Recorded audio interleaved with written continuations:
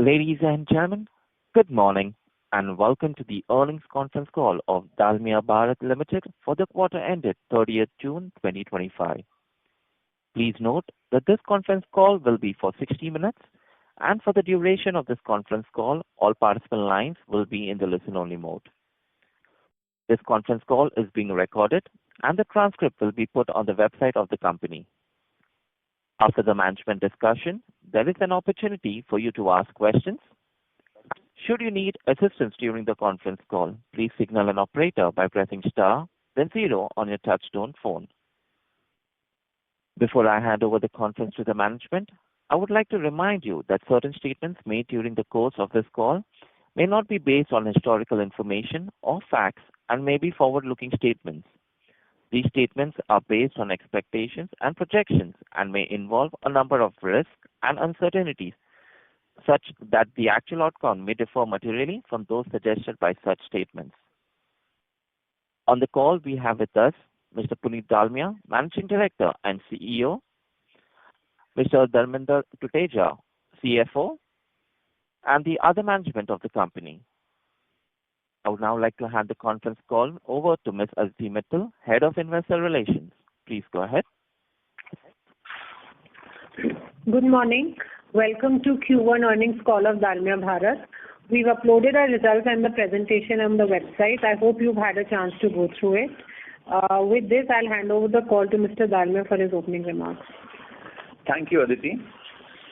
I will break my opening remarks into 5 sections. The first section is economy and demand. The second section will be capacity and our expansion plans. The third section will be prices and future outlook. The fourth is our cost reduction journey. And the fifth is our key priorities. So with that, I start with my first section on the state of the economy and demand. Fiscal 26 has started on a positive note, with India surpassing Japan and becoming the 4th largest economy in the world. As the momentum continues, I firmly believe that our country is well on track to become the 3rd largest economy before the end of this decade. Globally, even though the macroeconomic sentiment has been hit by ongoing trade negotiations and heightened geopolitical pressures, India clearly stands out. As per RBI, the economy is expected to maintain its growth momentum, with GDP expected to grow at 6.5% in financial year 26. The resilience that India has displayed bodes well for the cement sector, and I believe that in financial year 26, the sector should be able to deliver a healthy cement demand growth of somewhere around 6 to 7%. This growth will be supported by strong government spending and a booming housing sector. Having said that, the start to the year has been a bit slower than our expectations, with uncertainty from cross-border tensions and early arrival of monsoon, despite robust spending by the central government on infrastructure. In fact, the government appears to have front-loaded its capex, spending 2.2 lakh crore in April and May alone. That's already 20% of the full year target of 11.2 lakh crore, one of the highest spends in the first 2 months ever. However, at the same time, capex spending at key states like Tamil Nadu, Karnataka and West Bengal declined. Based on current trends, we believe cement demand grew in the low to mid single digits in Q1 of FY26, but we expect it to pick up pace once the monsoon recedes. Now I come to my second section, capacity and expansion plans. Coming to the supply at the industry level, in the next 2 years, almost 70% of the new capacity will be added by the top 4 players, which will accelerate the pace of industry consolidation. And I believe that this is beneficial for the sector as a whole in the long run. We continue to invest in the sector with a clear vision of becoming a pan-India player, as we also believe that entry barriers will continue to rise and the long-term returns in the sector will be attractive. Now, as promised, I would like to give a roadmap for our expansion plan. Before delving into it, it is crucial to outline our expansion philosophy. Our strategic imperatives are twofold. One, to become a pan-India player, and two, to establish a significant presence in every market that we operate in. Consequently, our growth strategy focuses on expanding into totally new and untapped regions, or increasing capacity in existing areas where we are already operating at high utilization, or cater to white spaces in our existing regions. In line with the above, the broad overview of our roadmap is as follows. To start with, in February 2025, we have already announced an investment to establish a 3.6 million ton per annum clinker unit in Belgaum, along with a 3 million ton per annum grinding unit at our existing Belgaum plant, coupled with a new 3 million ton greenfield grinding unit in Pune. The Belgaum grinding unit will primarily cater to the markets of North Karnataka and Southern Maharashtra, while the Pune grinding unit will serve the untapped Western Maharashtra market. Second, the board has approved an investment of 3.6 million tons per annum clinker unit with a 6 million tons per annum grinding unit at our existing Kadapa plant, supported by a 3 million tons per annum bulk terminal in Chennai at an estimated capex of rupees 3,287 crore. Our Kadapa plant is already operating at high utilization levels, and this investment will help us strengthen our presence in Andhra Pradesh, Southern Karnataka, as well as Northern Tamil Nadu markets. Third, with the upcoming commissioning of a new clinker line of 3.6 million tons per annum at Umrangshu in Assam, we will become clinker surplus in the Northeast region, and we are evaluating the best location to add additional 2 to 2.5 million tons per annum of grinding capacity, which will be a split grinding unit. This can be done within 12 to 15 months of the date of commencement. With these three projects, Belgaum, Kadapa, and further expansion supported by Northeast clinker, we would add 14 to 14.5 million tons per annum of cement capacity, and this would take our total cement capacity to around 63.5 to 64 million tons per annum by financial year 28. Further, we are working on finalizing a new 6 million tons per annum greenfield expansion in Jaisalmer to access the North India market. Land purchase for the plant and split grinding units is already almost completed. The mining lease has been executed and the EC is under process. My sense is that if we can break ground between April and June 2026, we can commission the plant by March 28. However, before committing to the Jaisalmer project in North, we would like to wait for the outcome of our bid for acquisition of Jaiprakash Associates. All these organic expansions have been meticulously reviewed and are within our defined capital allocation framework. These projects will be funded through a mix of internal accruals and debt. Now I come to the next section on prices and their outlook. I will briefly touch upon the pricing trends. While the pace of cement demand did slow down a bit, we have seen a very healthy improvement in prices across our key operating regions. The southern region in particular saw a good recovery in prices this quarter, bouncing back from the lows we witnessed last year.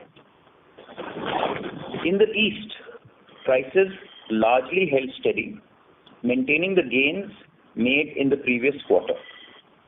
Even with the early onset of monsoon, the spot prices of cement are holding up and are almost at similar level to the Q1 average cement prices. We remain reasonably optimistic that these prices will hold. As you are aware, that we have been consistently working on building our brand equity in the market. We are investing in our brand, deepening our distribution, and improving our price position, which appears to have started giving results. I believe that our realization improvement in many markets has been higher than the price increase, which is visible in our 9% QOQ NSR improvement. This is a long journey, but we are happy to see some green shoots, and which we hope will keep on building as we go forward. Cost reduction. On the cost side, we are consistently working to deepen our cost position as one of the lowest cost cement producers. We are committed to reduce rupees 150 to 200 per ton over the next 2-year period and are working on the identified levers as we have stated earlier. Now I come to the key priorities. I am personally very happy with the journey that we have achieved so far, and I think this is the time to have conviction in the future and increase our investments in India, and our people and we are going to do exactly that. As we embark on the next phase of our journey, my priorities are very clear. Build capacity for the future, staying focused on our long-term goal to become a pan-India player, while staying within the guardrails of our capital allocation framework. 2, deliver profitable growth through doubling down efforts on strengthening our brand equity.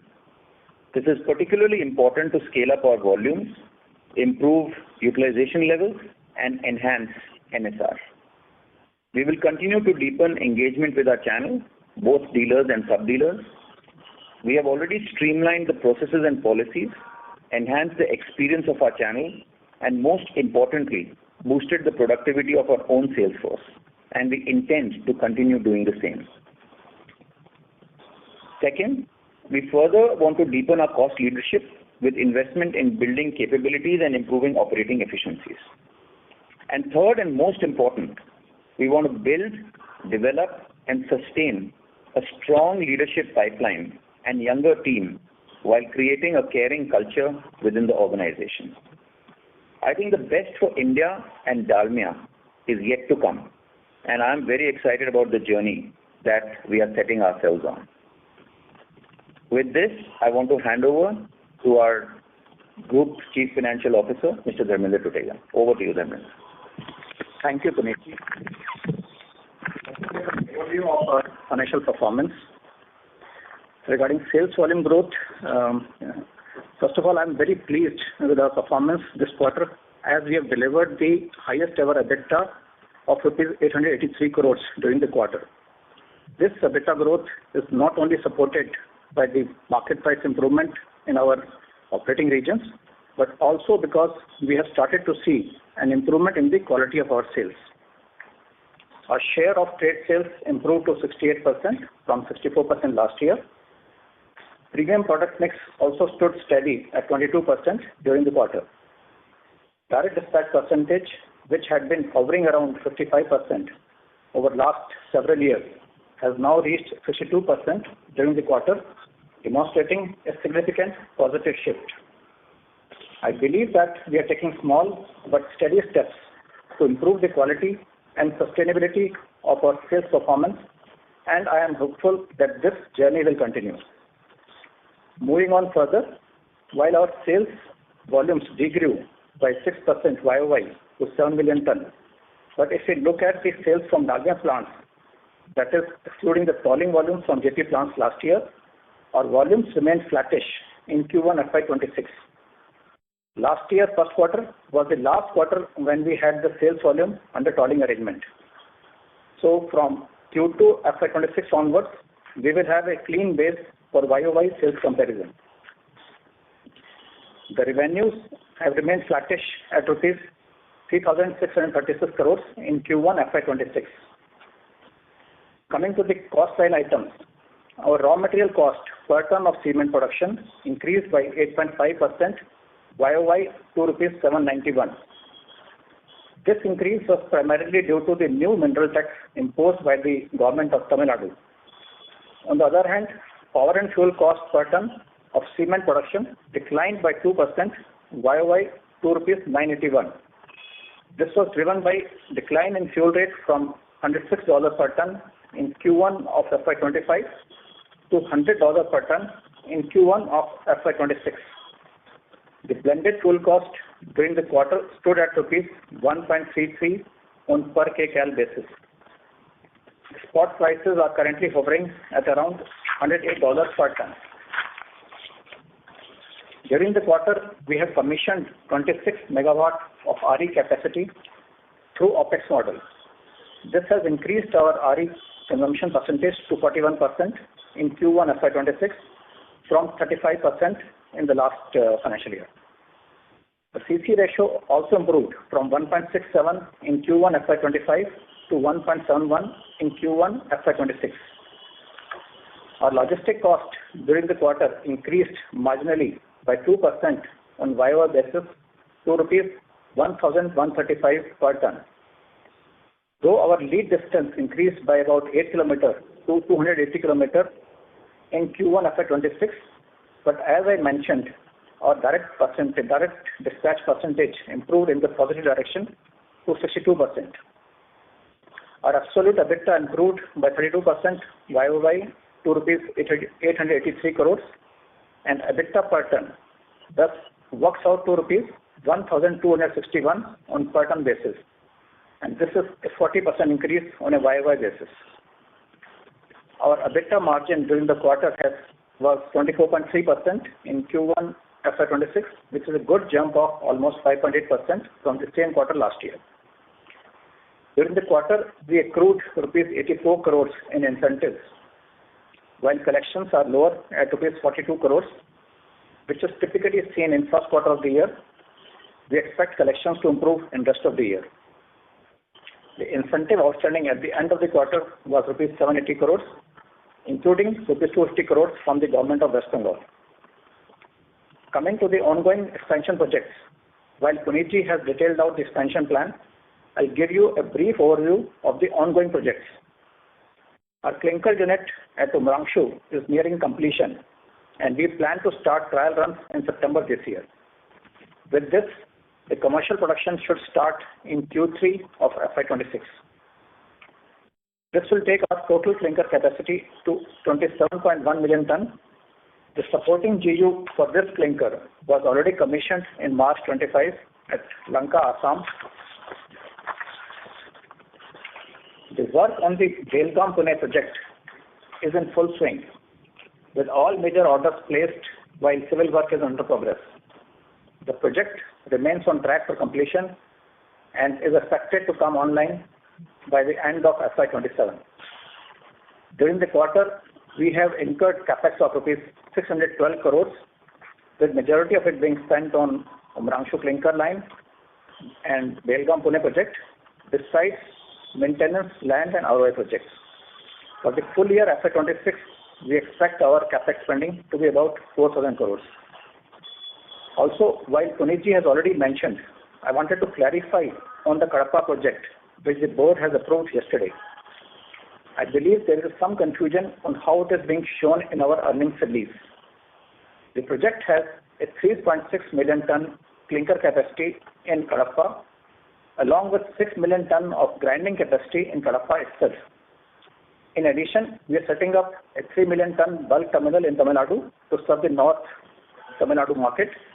The cement for this bulk terminal will come from Kadapa itself. Moving on, during the quarter, the company through its subsidiaries has sold 3.7 crores shares in IEX. Post the sale, our holding in IEX has been brought down to 10.8%. That is about 9.6 crore shares. Our gross debt at the end of the quarter stood at rupees 6,456 crores, while net debt was at rupees 873 crores. The resultant net debt to EBITDA stands at 0.33 times. During the quarter, we had issued NCDs and raised 950 crores of debt, and I'm happy to share that the NCDs were well received in the market. Even with the ongoing expansion projects, we remain confident of staying below the 2 times of net debt to EBITDA threshold, which was outlined in our capital allocation framework. Before we open the call for question and answer, I want to clarify on a couple of legal points. As you are aware, the West Bengal government has enacted the Revocation Act on 2nd April 2025. The Revocation Act revokes and discontinues the incentive schemes retrospectively from the date of implementation of the respective schemes. Accordingly, the order of the Honorable Calcutta High Court directing release of incentives amount to us will be adversely affected. The company has been legally advised that we have a good case to challenge the virus and constitutional validity of the Revocation Act. The company will take appropriate legal recourse to protect our interests. Second, there was a news report regarding the income tax authorities seeking to reopen the income tax assessment for the financial year 2010-11. We have already filed specially petition before the Honorable Supreme Court, pursuant to which an interim stay has been granted by the court. We believe the department's case is unsustainable. With this, now I open the floor for questions. Thank you very much. Thank you. Ladies and gentlemen, we will now begin the question and answer session. Anyone who wishes to ask a question may press star and one on their touchtone telephone. If you wish to remove yourself from the question queue, you may press star and two. Participants are requested to use their handsets while asking a question. Ladies and gentlemen, we will wait for a moment while the question queue assembles. We take the first question from the line of Amit Murarka from Axis Capital. Please go ahead. Hi. Thanks for the opportunity. So my first question is on volume and market share. So you have been flat YOY, even if I exclude the volume of tolling last year. So, and generally the understanding is South and East markets did well in Q1 versus last year. So could you just talk a bit about the market share losses and how do you plan to arrest it? I think, the story is not same across all states. There are, as I said in my earlier remarks in the last earnings call, that our priority is to balance volume growth and profit margins in each market. And I think, that strategy is paying off great dividends. We have improved our price positioning in many markets. We have improved realization growth better than what the industry has done with respect to the rebounding of the prices. And we think that we will continue with this strategy where we will improve the quality of sales and we will ensure that we achieve profitable volume growth in the coming quarters. So I think overall, I'm absolutely delighted with the progress. Our brand is getting stronger, our distribution is getting deeper, and our sales productivity is improving. I think the same approach will be done on a granular basis, market by market in the coming quarters. Thank you. Sure. And just a question on production. It seems like there is inventory sitting at the end of the quarter. So how much really was the production and what is the inventory sitting at the exit June? So just build up of the inventory typically happens every first quarter because by the end of the year, typically entire industry, they are able to sell all their stocks from the plants as well as the depots, and that gradually builds up in the first quarter, and it remains flattish during Q2, Q3, and Q4 again it gets released. So that is typical. So it's a seasonality effect. It's nothing unusual this year. Yeah, the number is big in P&L, which is why I'm asking.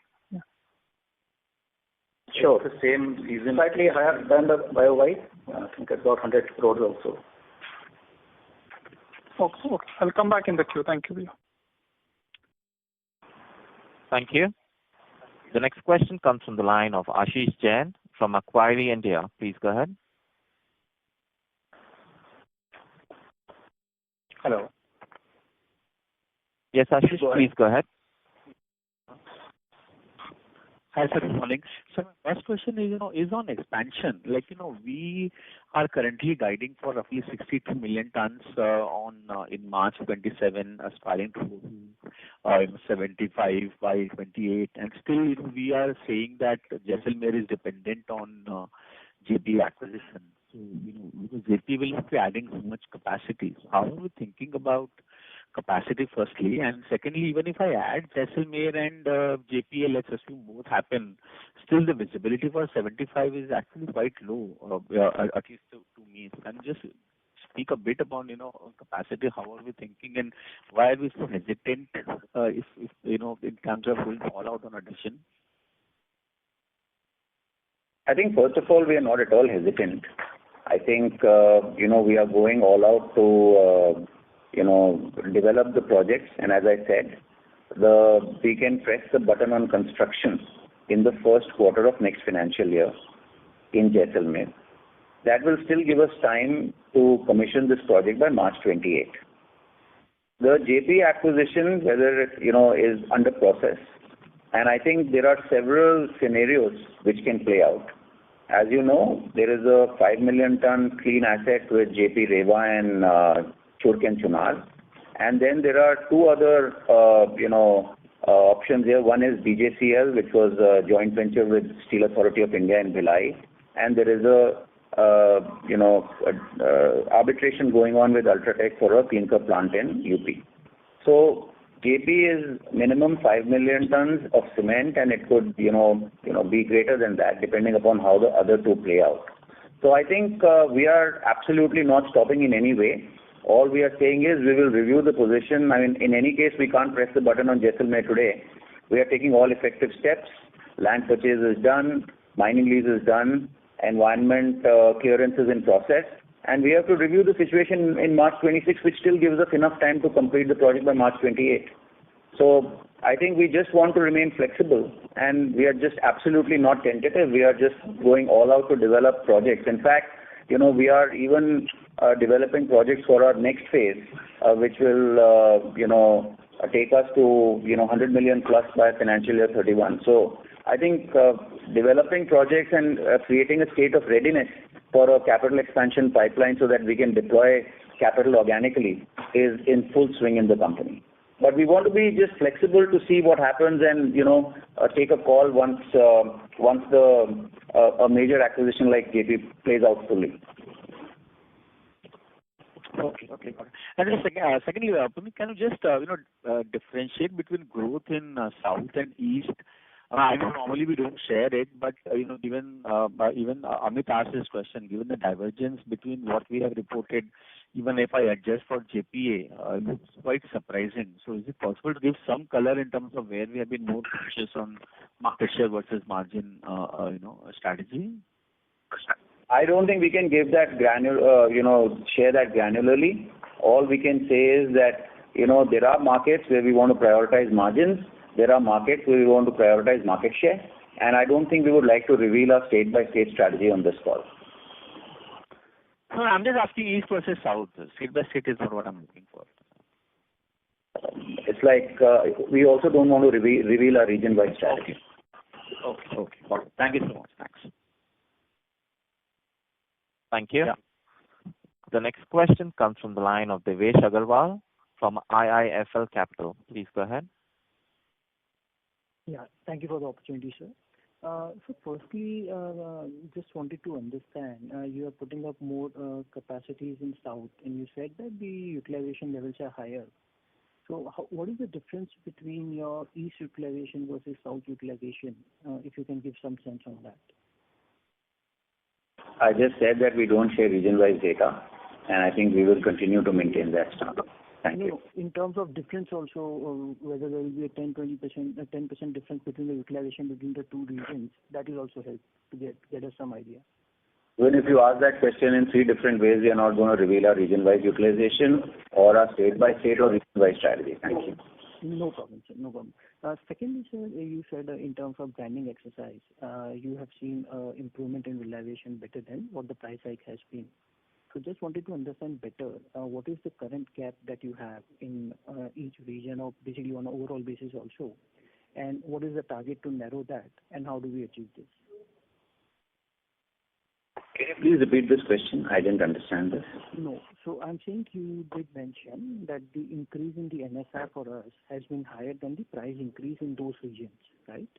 So basically there would have been some gap in terms of pricing between us and some of the other brands.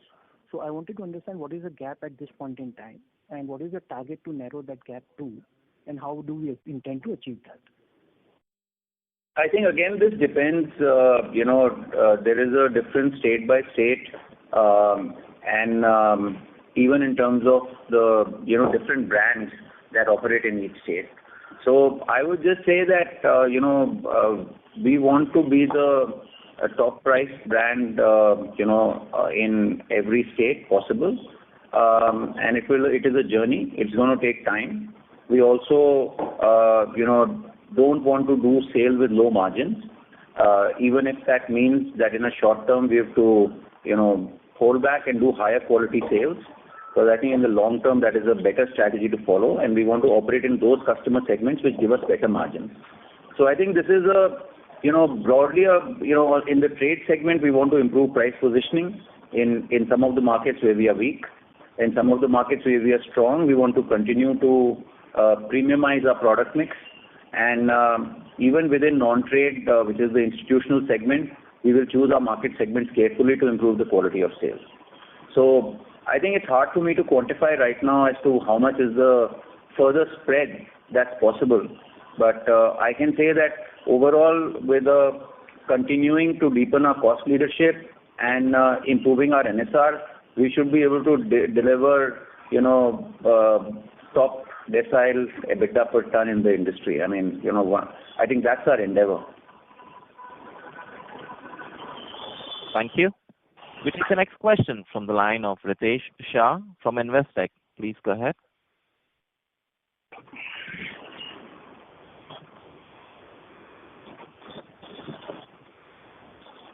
Ritesh, if you can please unmute your line. Yes, please go ahead. Yeah, hi. Sorry for that. Thanks for the opportunity. Sir, a couple of basic questions. At the start of the call, you indicated our endeavor is to go on a pan-India basis. Now, we have just announced something which is more in South and to some extent in Western India, including Pune. So the question is, why didn't we decide to go for the Rajasthan optionality that we have versus what we have just announced? I think I made it very clear in my call that our overall strategy is to create a pan-India footprint while creating significant presence in each of the markets that we operate in. So I think we are not going to choose one or the other. I think I also made it clear that our Kadapa plant is operating at high utilization levels, so it is important for us to continue to deepen our presence in northern Tamil Nadu, southern Karnataka, and Andhra Pradesh. And we are developing projects in regions that we don't operate in. So we spoke about Jaisalmer, we spoke about JP, which is Central India. So I think we are looking at all of this in a very holistic manner. And both the things in terms of pan-India footprint as well as significant presence in our existing markets are important to us. Sure. So second related question, I think ED did come up with a notice. I understand it's a provisional attachment with respect to Kadapa limestone around 417 hectares. I understand it's a provisional attachment. We would have challenged it. Do you think this is any form of risk, or is it something that we should just forget and move ahead? The reason to ask is we have existing operations and we have just announced incrementally also expansions over there. So in that light, how should we look at this particular variable? I think, as you said, this is a provisional attachment. We have challenged it, and we think the case is unsustainable. We do not see any risk in terms of expansion or in terms of mines. We have been operating this for the last 14 years, and there has been literally no issue. We don't foresee any risk with respect to disrupting the operations. Yeah, and so just last question. I think in the earlier remarks you did indicate that our focus has been on sales productivity. However, if one looks at the annual report over last 4 years, the discounts what we have given in the marketplace has effectively doubled, and it's nearly 1,200 rupees per ton. How should we understand our marketing strategy and this number of 1,200 rupees per ton, which is quite high? I think this is exactly the point I made. There are markets where we have made sales on lower margins. There are markets where we have to improve our quality of sales, we have to improve our brand positioning, and we have to deepen our distribution. And that is exactly what we are doing. And that is why I said the green shoots are starting to be visible this quarter, and hopefully they will continue in the coming quarters. So this is a long journey. The journey has started, and I'm happy with the progress. And regarding the high level of discount which you pointed out, let me also clarify that last year the industry tried to increase the prices, but most of the times they were not holding and they had to be given back as discounts. So particularly this price increase but not made effective and to be compensated by the discount also shows up in the discount which you see in the annual report. Right. Just a follow-up. Puneet, how do you look at this number of discount versus the net pricing? Effectively, it is a cost to the company. So is it something that you put it as a KRA for your sales and marketing folks that this number should actually decline, which will propel effectively a good industry-wide practice as well? I think, this is a issue which we are looking at on, what is the best way to, streamline this. Because this is a area which requires, deeper deliberation. And I don't think there is an easy answer for this. There is a industry behavior issue, and we are operating in a very competitive environment. And, depending upon how the overall, conduct is, I think we have to examine how we operate. So I think in a competitive environment, some of these things happen, and in this industry, the pricing is a little bit opaque. And I think how do we bring more transparency in pricing is a constant endeavor that we are trying for. And in some markets where we are strong, we are able to take tough calls. But in markets where we have to build stronger distribution and our brand is weak, we have to, work harder to, build strength, and then we can, do this. So I think it's a journey, and I feel that over time, there'll be more transparency around this. Sure. Thank you so much for the answers. I'll join back with you. Thank you.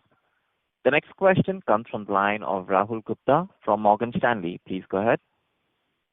Hi, thank you for taking my questions. Puneet, I have two questions. One, we have seen strong pricing environment during the quarter, right? And to some extent, this has sustained in July as well. Now, this has happened in the midst of relatively weak demand environment. How should we look at this? Are we seeing pricing discipline in the industry and moving away from competitive environment, or this is just a near-term phenomena and we may see increased competitive environment once we move out of monsoon? So any color on this will be very helpful. That's my first question. Thank you. What's your second question? My second question is... Yeah, sure. So my second question is, the strategy is now to focus on profitable growth, going micro markets as well.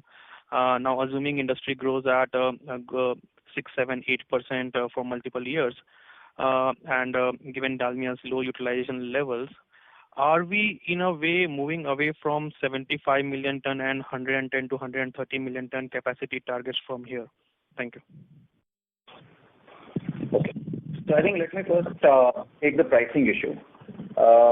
I personally think that, as I've said earlier, at the current margin levels, no new capacity creation is viable. So our belief is that as consolidation happens, it will boost pricing power in the industry, and the margins will become respectable to, give a good return on capital employed. This has happened in every sector, and we've also seen that the top players are taking disproportionate share of the growth. So I'm convinced that, the entry barriers are rising, and the margin profile of this industry and the return profile of this industry is going to get increasingly attractive in the future.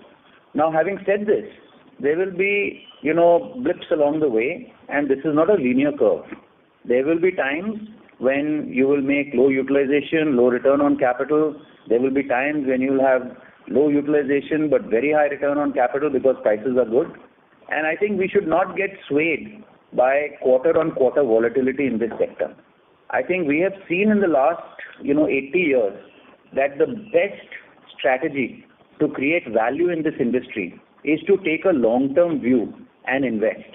And the way you make money is to invest when people are not investing, and also to ensure that your cost of capital is low and leverage is under control.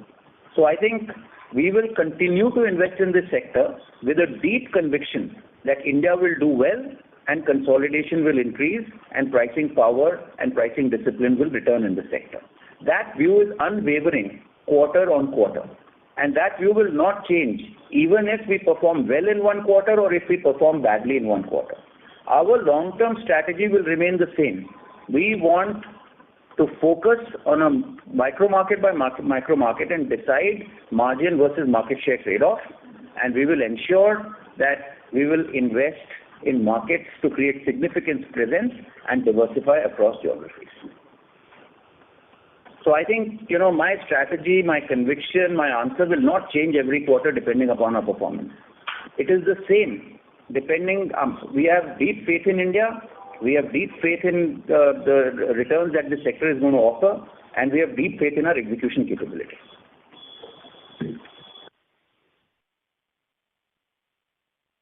Now, coming back to one point on short-term prices, I think, currently the, prices, as I said, had gone to unsustainable levels and prices are bouncing back.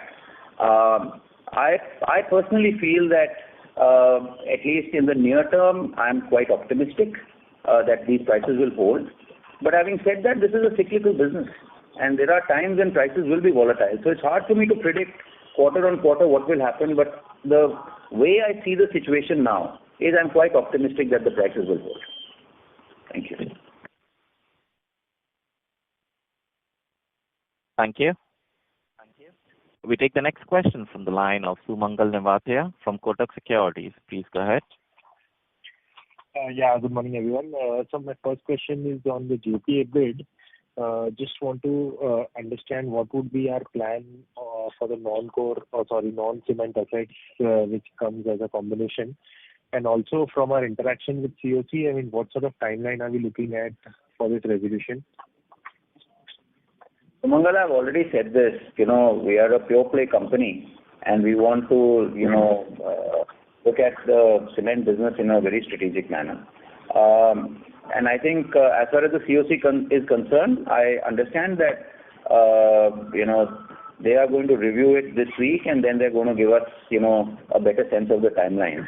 But based on our interactions, although they've not given any firm date, they want to find an early resolution to the whole process. Understood. My second question is on the timing of this announcement of expansion.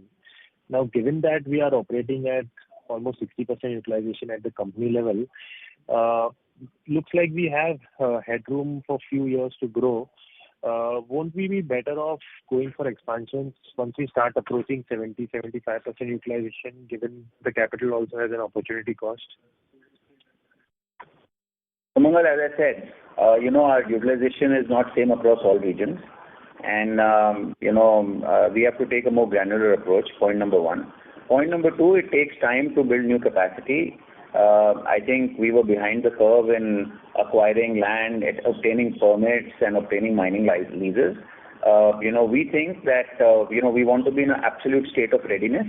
And, if we are within our capital allocation framework, we want to invest in this sector, with a clear conviction that India will do well and consolidation will increase in this sector. So I think we are within our capital allocation framework, and I think we'll continue to sweat our existing assets too. It doesn't mean that we are not going to sweat our existing assets and, keep expanding, just for the sake of nameplate capacity. That's not our intent. Our intent is to create profitable growth and get returns on the capital that we invest. Mm-hmm. Got it. Makes sense. All right. Thank you so much. Thank you. The next question comes from the line of Satyadeep Jain from Ambit Capital. Please go ahead. Hi, thank you for the opportunity. First question, I know the question everybody's asking, and you can sense the confusion that this is creating. So just want to delve deeper. Historically, Dalmia was focused in a way on market share. If you look at the history, then it tried pricing discipline, lost market share a few quarters ago. There's been change in management last 2-3 quarters. We've seen market share loss, but we've seen pricing improvement. So, to this question, what have you specifically done to improve this price positioning? Are you vacating some markets? That's what the impression you're getting, non-profitable markets. What specifically are you trying to do to improve brand positioning? Because the brand has been out there for a long time. Suddenly in 2-3 quarters, what steps have you taken to improve brand positioning? And to this question, because you're adding a lot of capacity, then the amount you're investing in this brand creation, brand positioning, and then you have to chase volumes again with this capacity. Do you dilute this again? How does this entire strategy tie to what you're trying to do? Is the confusion I guess everybody has right now?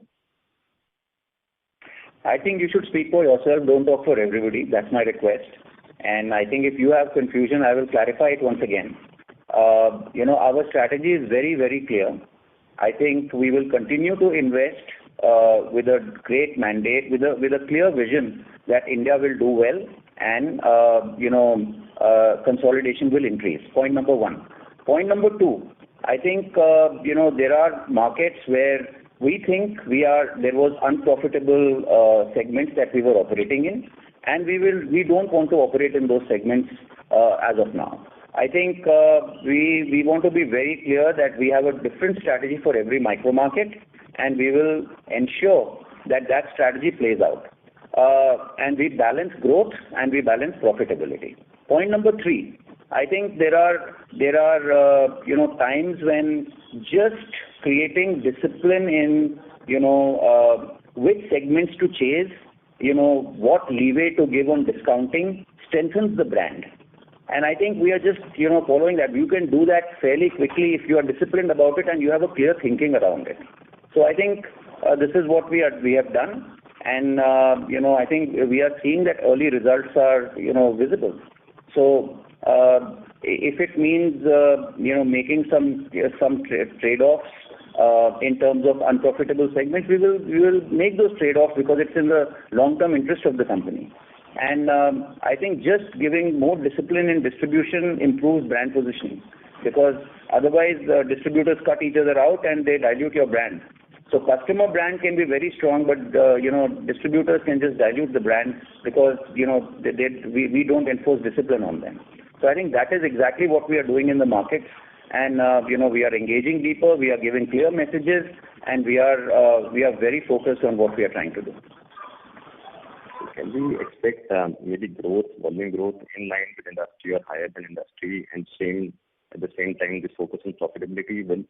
So that can be something that we can expect, a combination of both profitable growth and volume growth in line or above industry? I think long term, yes. Short term, I think we'll have to make a balance. Okay.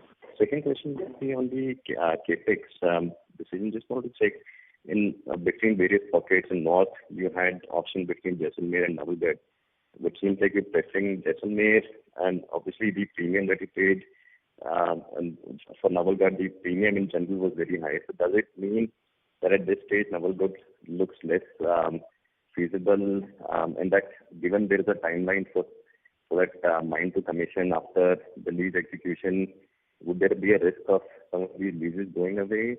And then the entire, you're looking at 18-20 million ton of the expansion in the next 2-3 years. Would there be any risk? Just maybe won't have more prudent to layer it rather than doing all at the same time, just from an execution balance sheet standpoint, trying to understand.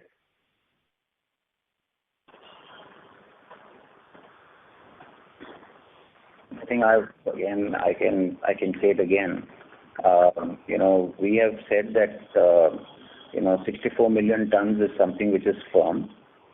We are going to look at how JP plays out, and we are going to be in a state of readiness for all projects. and we're going to take a call, by March 2026 on whether we should press the button on Jaisalmer or not. I think we have layered and we have created scenarios which manage risk, fairly well, in my view. We're going to review the situation every quarter. We're going to see how JP plays out. We're going to see how our execution plays out. But we want to remain in a state of readiness. Thank you. Ladies and gentlemen, in the interest of time and fairness to others, we request you to restrict to one question per participant. We take the next question from the line of Kunal Shah from DAM Capital Advisors. Please go ahead. Yeah, hi, sir. Just a couple of questions. Number one, on the Jaisalmer project, could you just provide some insights on how much capital is already committed here, and how crucial would be the government subsidies before committing further capital to that particular area, given the long lead distance to target markets and potential higher capex cost at the outset? I think we cannot comment on that right now. I think we will comment on that once we are ready to announce the project. Understood. And secondly, on the Kadapa capex, the grinding of 6 million ton at Kadapa and the bulk terminal of 3 million at Chennai. Now, could you explain this strategy? Just want to holistically understand versus, let's say, putting up a split grinding unit in down south Tamil Nadu, especially given the integrated expansion at Tamil Nadu is some time away until we see developments at the auction there? I think we examined this very carefully, whether we should put a grinding unit in Chennai or we should put a blending unit in Chennai. I think, from an economic standpoint, we think, it is better to put all grinding in Kadapa and, just do a bulk terminal in Chennai, because we want to balance capex as well as servicing the market. And we think, this was a more economically viable proposition. Understood. I have a couple of questions, but will fall in the queue. Thanks. Okay. Thank you. Thank you. The next question comes from the line of Jashandeep Singh Chadha from Nomura. Please go ahead. Hi. Thank you for the opportunity. First of all, congratulations on very good set of numbers. Stephanie, I have just two questions. Firstly, I think the cost saving of 150 to 200 per ton, Dalmia actually announced it last year, so just wanted to understand, has some cost saving come till now, or is it, if you can directionally tell us, I understand it will be very difficult to quantify it, but some cost saving that might be coming in the coming quarters, and in which, key heads it will be. My second question is, I understand going to Kadapa and Belgaum because you have higher, life of mine and lease life there, makes sense. But just wanted to understand, and thinking out loud, that one of the reasons for waiting for JP, could that also be that, Dalmia has already made inroads in that central, relatively newer market because of tolling, and also you get, auction fee.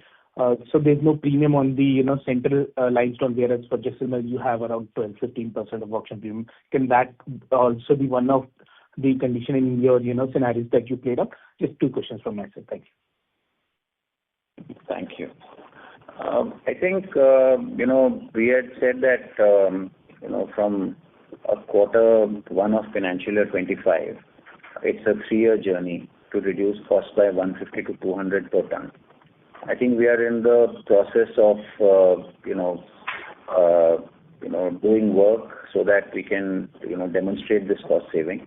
Most of it is not visible till this quarter, but we are doing work on renewable energy, and some of it is going to be visible by in the H2 of this year, and also some of the logistics optimization is also happening, and I think that also will start to play out, by the fourth quarter of this year till the next year.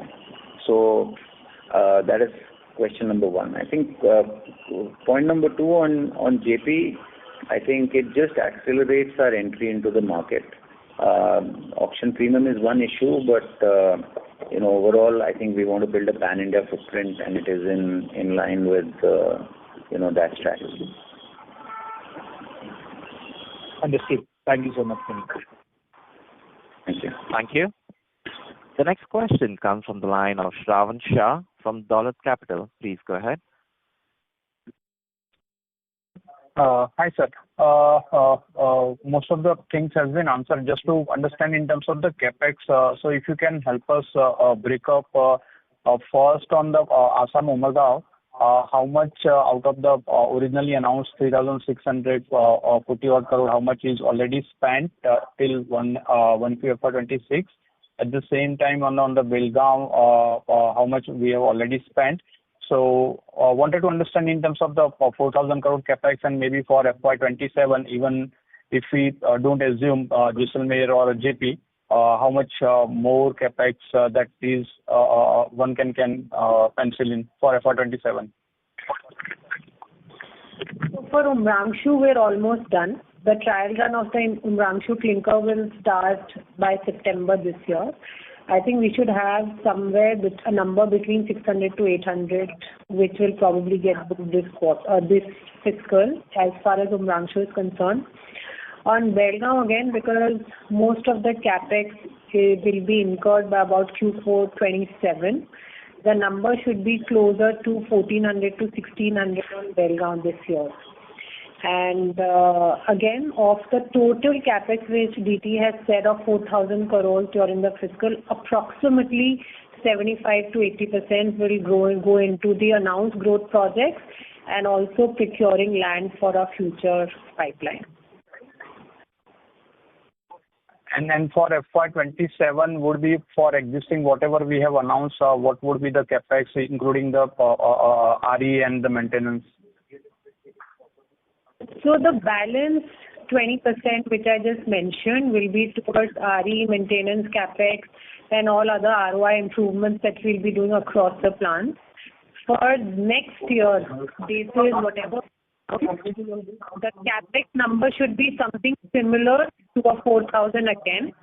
Again, in FY27, approximately 70 to 75% will again be growth capex and balance will be for maintenance, ROI, renewable power, etc.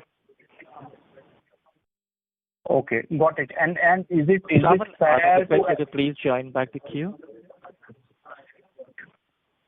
Thank you. We take the next question from the line of Patanjali Srinivasan from Sundaram Mutual Fund. Please go ahead. Yeah, I have a couple of questions. One is our marketing spend is reduced year on year from 24 to 25. So is there any change in strategy that we're doing here? No, nothing really. Before there was also brand launch, so there was a one-time brand launch. Otherwise, it's continuing the same thing. And going forward, of course, as we deepen our brand leadership, this also will slightly go up. Okay, but prior to that, I think we were spending almost like 75-80 rupees per ton on a year-on-year basis for marketing, but it's declined to almost 50 rupees. So I just wanted to understand if we are spending more with in any other way for advertising or in terms of our dealer reach. No, the focus has slightly shifted on the BTL expenditure closer to the markets. Rest all, I think, when the brand was launched, there was more of ATL, this IPL sponsorship. So those things have shifted towards BTL. Okay. Understood. Thank you. Thank you. The next question comes from the line of Prateek Kumar from Jefferies. Please go ahead. Hello. Yeah, good morning. A couple of questions. Firstly, just for modeling, a couple of your mind on your net debt positions of some current 800 crore, including the three projects which you have talked about, 3-4 projects, excluding Jaisalmer. Where do you see your net debt position from 800 crore currently? And second question is on the expected, if we like sort of win the JPA bid, what is the expected cash outflow which you expect from, that bid? So with the current announced projects, net debt should go up to about 5,000 crore or so, which should not be concerned within our capital allocation policy. For JP, of course, we're not able to comment right now until the matter gets closed with the COC, because there could be timing issues also, how the money gets paid. So when if at all when this comes, we'll do the proper announcement and give you more breakup. Sure. Thank you. Thank you. The next question comes from the line of Rajesh Ravi from HDFC Securities. Please go ahead. Yeah. Hi, sir. Good morning. My question pertains to this Northeast expansion, and also, first on the Northeast expansion, what sort of incentives these plants, the grinding unit and the upcoming clinker unit, bring with them?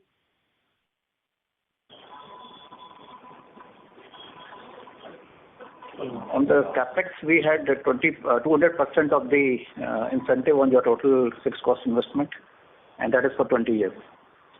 Okay, so on an annual basis, how much would that work out? Sorry, can you repeat that? On an annual basis, what sort of incentive one can, Dalmia could potentially accrue from these plants? I think you should see the macro level, what we see about 100 rupees per ton for the company as a whole, rather than getting into the project-specific per ton basis. Okay. And could you repeat the incentive numbers accrued and collected in this quarter? It was 82 crores accrued and 42 crores received. Okay, 82 and 52. Okay. Yeah, I think that's all from my end. Thank you. Thank you. Ladies and gentlemen, we take the last question from the line of Nashi Chopra from Citigroup. Please go ahead. Thank you. Sorry if I missed this, I got disconnected, but have you given any guidance for volume for this year? We don't give volume guidance. All right. And second is, at what point would you start using auction limestone?